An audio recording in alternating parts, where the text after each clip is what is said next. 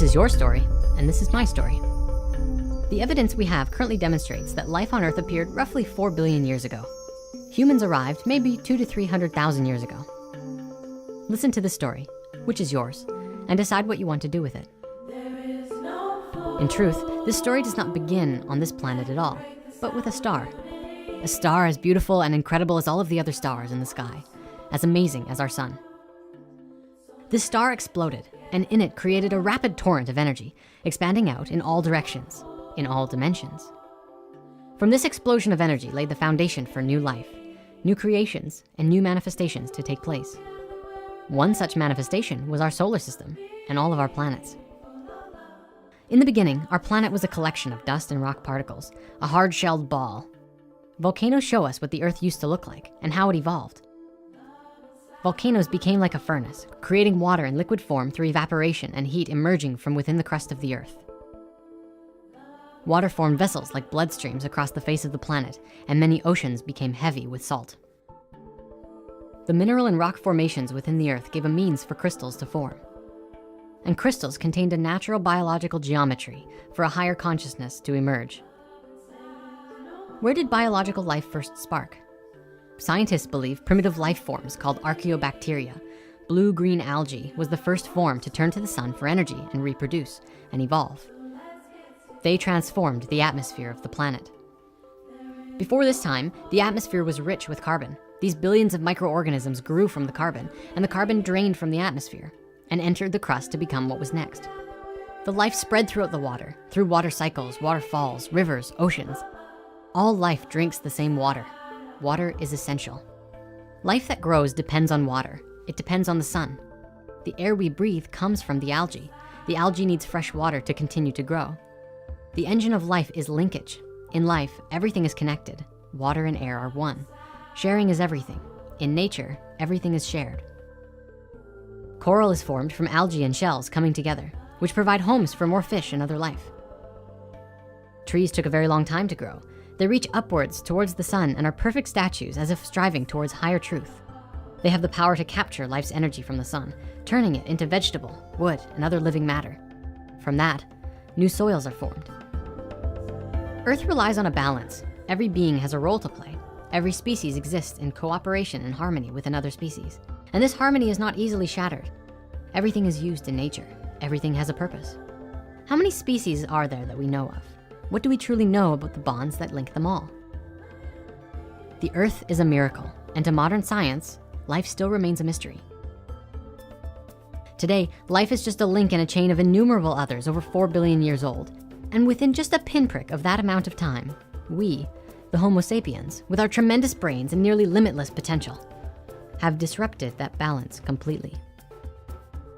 What this means is that there's something really magnificent and fantastic about us. And we may have dropped the ball a bit. Humans appeared on this planet several 100,000 years ago, and we have transformed the face of the planet. There are many stories about how it happened. Nobody knows for sure. The ancients speak of sky people who came down and began inhabiting the lands, of lost civilizations and cities which functioned more in tune with themselves. These records come from our ancestors nearly 6,000 years ago, which today we believed was our first civilization. Regardless of where we came from, we can see what has happened since we have arrived. This is what we're going to look at. We're going to do it in short form because it's really depressing. So just bear with me while we go through this. We have taken control of every species of life, of all lands, and turned it for ourselves. We took control of animals to help discover and conquer new territories. We subjugated the growth of plants, calling it agriculture. From that spawned cities and civilizations, eliminating the need to migrate around and scavenge for food. Now, it was in our backyard. But that wasn't enough. We needed more. We tapped into the energy deep within the earth, pockets of sunlight captured in millions of years worth of coal, gas, and oil. And we have seen more change within 50 years than in the last 13,000 years combined. And not all of it is good. Cities like New York and Los Angeles are symbols of the exploitation of oil and the resources that we have forcibly extracted. There aren't many farmers left, and the industrialized farming actively poison our foods with pesticides, which in turn poisons us. Don't believe me? Just ask the food workers wearing radiation suits. But how can all of the food demands be met without concentration camps of cattle, where not a blade of grass can grow? Instead of grass, trucks haul in grain that is fed to the cattle to become meat to stuff our faces. Houses are cloned, copied, and standardized, wiping creativity off the map. Everywhere, machines dig, rip, bore, and tear into the earth, faster and faster, without any regard for the millions of years worth of what Mother Earth has been creating. Excessive mining will soon exhaust all of the planet's reserves. 100 millions of metric tons of fish have been exhausted. Most large fish have been fished out of existence because they no longer have time to reproduce. Globally, water levels are falling. Places like Las Vegas are the biggest consumers of water in the world, where in other places they have none, and women dig aquifers day after day. Deforestation tears up the earth to make way for new factories. In some places, deforestation is a last resort for survival. Every 1 in 6 humans live in a crowded, overpopulated environments and don't have access to clean water or even electricity. The current plan, it seems, is to pick every pocket of sunlight and use it all up until there's none left. Even heating the tar sands in Canada is getting consumptuous. The way we burn fuel pumps carbon back into the atmosphere, upsetting the Earth's climactic balance as well. How long can this mirage continue? How long can we continue to fool ourselves into thinking that we can survive on this Earth that we're creating? This is our home. It is our responsibility to ourselves and to everything else on this planet to correct the mistakes that we've made. Now, I'd like to make something clear about what's just been shared. What we've been looking at, the poverty, the water levels, the exploitation of oil, and raping Mother Earth's body for anything that we can get our hands on. Well, this is often looked at as the cause of what's going on. In truth, this is the result. This is what we've created as a result of what's going on. So what's really going on? This is something we've looked at before in spirit science. This vibe that often feels like a gnashing, gnawing, tearing apart feeling. It feels like it's happening inside ourselves, and most of us don't have any idea of what it is. It's the separation and all of the stuff that comes from it. The fear, the anxiety, the I'm not good enough, the I want to have power over you. All of that is the result of the same thing, the feeling of being separate. The illusion that you are separate, and the fear and the hurt that comes along when you think that you are alone. You are not alone. We are not alone. It's time that we recognize that we are the power. We are the planet. We are the ones to create the new world for ourselves.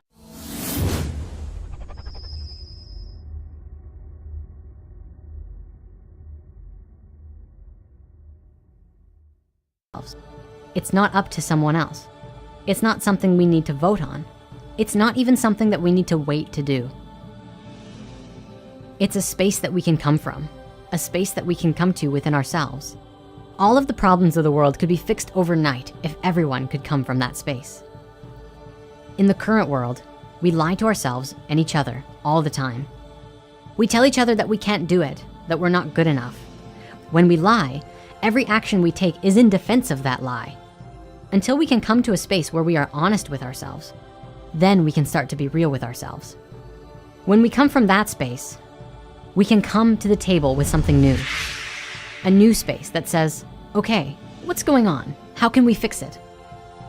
Through conscious conversations with each other, we can think of new ways of doing things. Hey, shut that machine off. It's poisoning us. Done. Hey, let's rewrite our healthcare system. Let's try doing something new that works. Done. Hey, let's make all cars 100% electric. Let's make a way of generating electricity for free.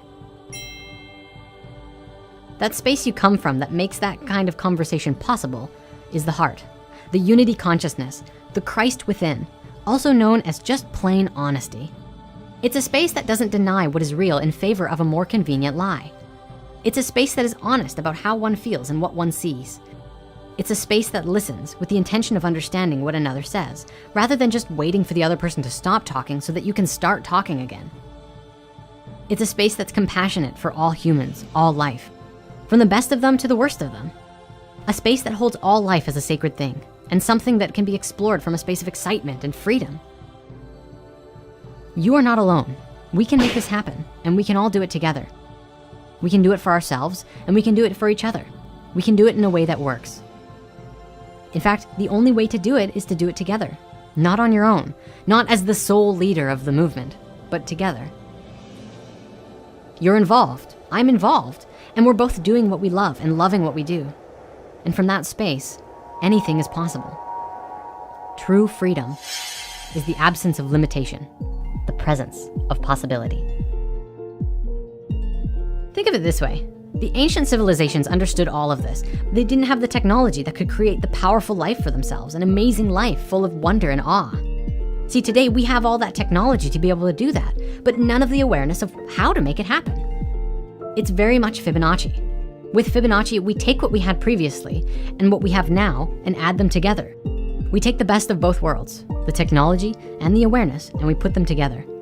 It's the natural way of doing things, so that we exist in abundance, exist in growth, exist in harmony, just like the rest of nature.